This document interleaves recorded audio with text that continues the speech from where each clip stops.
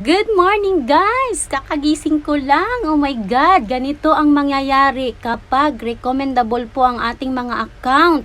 Plus, kapag gumawa po tayo ng engaging na video na talagang pag-uusapan at panonoorin ng ating mga ka-reels. Tingnan nyo naman guys, natulog lang ako pagising ko, may 104k na ako, may 44k, may 49k, may 19k plus counting po yan.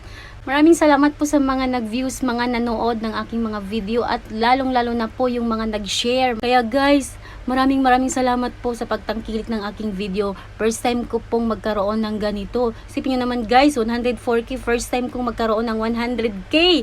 Pero tingnan nyo naman ang aking mga taga-follow. Ayan, 12k lang sila guys. Baka naman, i-like nyo din at i-follow.